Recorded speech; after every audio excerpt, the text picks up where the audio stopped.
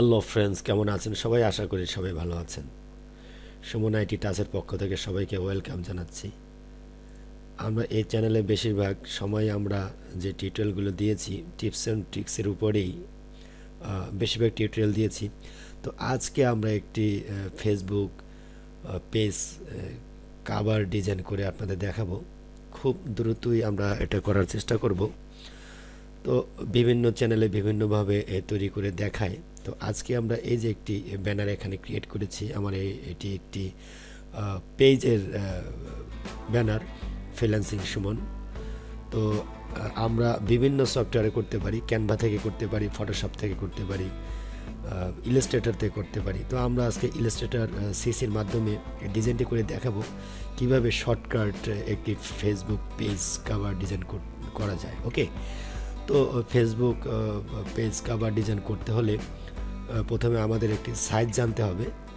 তো সাইজটা যদি আমরা গুগলে সার্চ করি, ফেসবুক পেজ কভার সাইজ 2023, তো এখানে আসছে 820 পিক্সেল বাই 312 পিক্সেল। তো আমরা 820 পিক্সেল বাই 312 দিয়ে আমরা ডিজাইনটি করব। ওকে, তো আমরা একটি নতুন পেজ নিয়ে নিচ্ছি। তো এখানে আমরা 820 পিক্সেল বাই 312 পিক্সেল নিয়ে 8 GB মোডে রেখে আমরা পিক্সেল রেখে ওকে করব। তো আমরা যখন অনলাইনের কোনো ডিজাইন করব সেক্ষেত্রে আমরা 8 GB মোডে রাখবো। আর যখন আমরা প্রিন্টের কোনো ডিজাইন করব তখন আমরা CMYK করব। অর্থাৎ যখন আমরা প্রিন্ট থেকে কোনো আইডি কার্ড বা ভিজিটিং কার্ড বা পোস্টার যখন আমরা প্রিন্ট করব তখন CMYK আমরা রাখবো। ওকে, যেহেতু আমরা অনলাইনে করতেছি, অনলাইনে কোনো পেজ সোশ্যাল মিডিয়া, তখন আমরা 8 GB মোডে রেখে আমরা ওকে প্রেস করব। তো নতুন আমাদের আর্ট পেপারটি এখানে চলে এসছে, আমরা এখানে আমাদের ডিজাইনটি করব। তো ইতিপূর্বে আমরা যে ডিজাইনটি করেছি এটা যদি আমরা এখান থেকে কপি করে যদি আমরা এখানে নিয়ে আসি, জাস্ট আমরা যদি এখানে রাখি, খেয়াল করুন এখানে রাখলাম।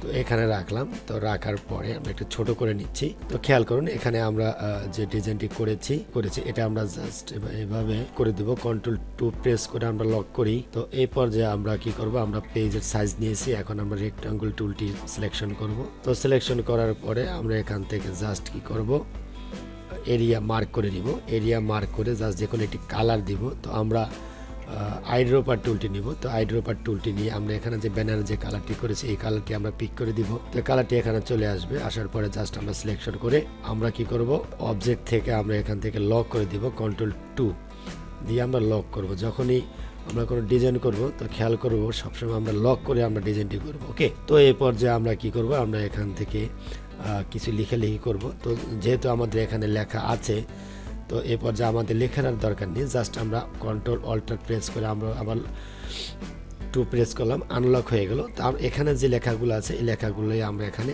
নিয়ে আসবো। জাস্ট আমি ব্যাকগ্রাউন্ডটা আমি Ctrl+2 দিয়ে লক করে ফেলছি। ওকে, তো এখানে আমি এই লেখাটা আমি এখানে নিয়ে আসি, জাস্ট রাইট বাটন ক্লিক করে সেন্ট ফ্রন্ট করে দিলাম। এই ডিজাইনটা আমরা করে দেখাবো কিভাবে আমরা এটা করলাম।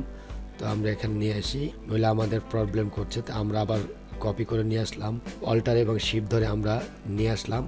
ডাবল 2-3টা ক্লিক করলে এটা মার্ক হয়ে যাবে। মার্ক করার পরে আমরা আবার লিখবো, আমরা লিখে দিব মার্কেটিং এক্সপার্ট। আমরা লিখলাম, লেখার পরে আমরা সিলেকশন করব। সিলেকশন করার পরে আমরা এখান থেকে কি করব, এটি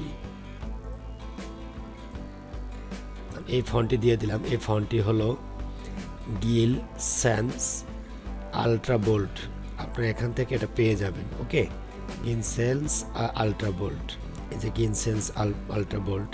ওকে, তো আমরা এখন আমাদের লেখাটিকে সিলেকশন করলাম। সিলেকশন করার পরে Ctrl+C এবং Ctrl+B প্রেস করব। কন্ট্রোল চেপে ধরে C এবং B প্রেস করব, নিচের একটি কপি হয়ে গেছে। তো কপি হওয়ার পরে আমরা জাস্ট এখান থেকে এটি ঘুরিয়ে দিব।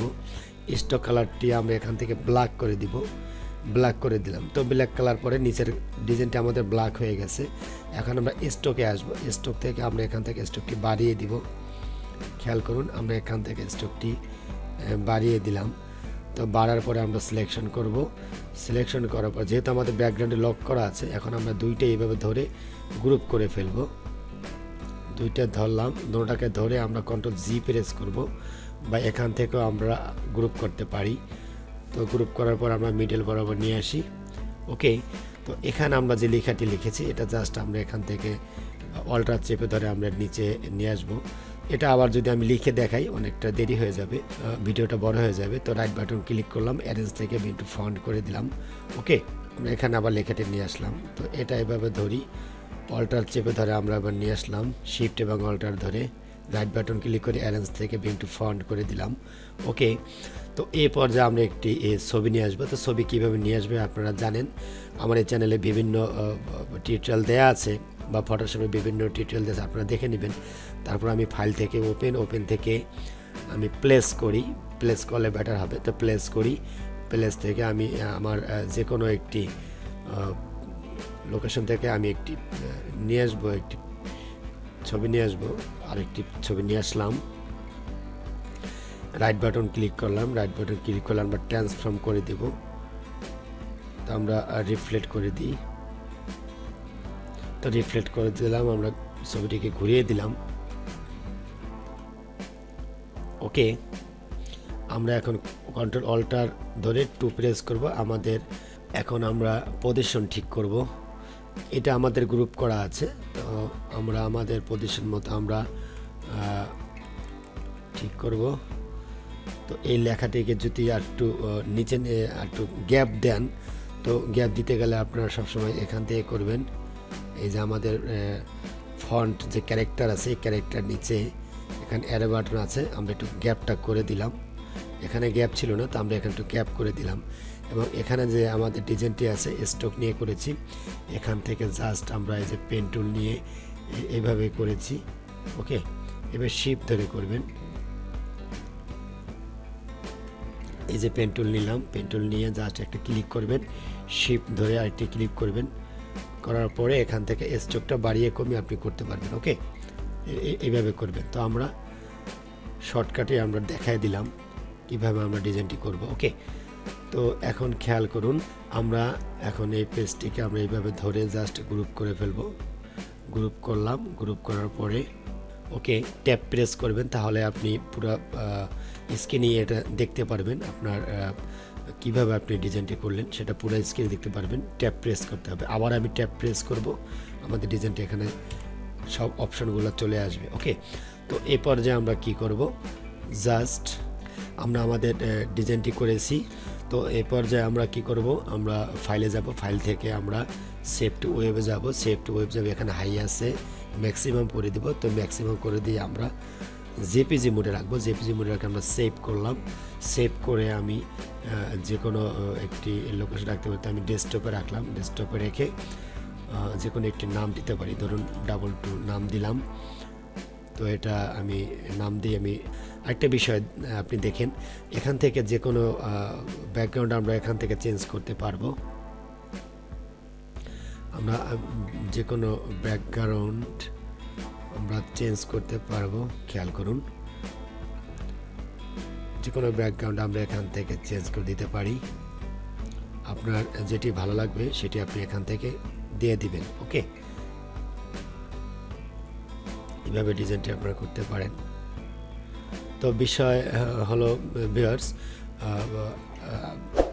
ফেসবুক পেজ কভার ডিজাইনটি আপনি কীভাবে করবেন, কি সাইজ দিবেন, সেটি আমি খুব শর্টকাটে আমি দেখিয়ে দিলাম। তো এখন আমরা জাস্ট কি করব, আমরা আমাদের ফেসবুক পেজে চলে আসলাম। তো ফেসবুক পেজে চলে আসার পরে এখানে এডিট দেখা যাচ্ছে, এডিট কভার ফটো। তো আমি এডিট কভার ফটোয় আমি ক্লিক করলাম, করার পরে আপ টু ফটোতে ক্লিক করার পরে আমি ডেস্কটপে যেটা রেখেছি জাস্ট এখানে ক্লিক করে আমি যদি ওপেন করে দেই, আমাদের এই ডিজাইনটি এখানে চলে আসবে। তো এটা এখানে চলে আসছে। এখন আপনার পজিশন ঠিক করতে পারেন যে কীভাবে আপনি এটা রাখবেন। তো আশা করি ভিডিওটি আপনাদের ভালো লেগেছে ভিউয়ার্স। তো ভালো লাগলে অবশ্যই লাইক, শেয়ার, কমেন্টস করবেন এবং চ্যানেল সাবস্ক্রাইব করে চ্যানেলের সাথেই থাকবেন। তো নেক্সট টিউটোরিয়াল দেখার আমন্ত্রণ জানিয়ে আজকে পর্ব এখানে শেষ করছি। আল্লাহ হাফেজ, থ্যাংক ইউ সো মাচ।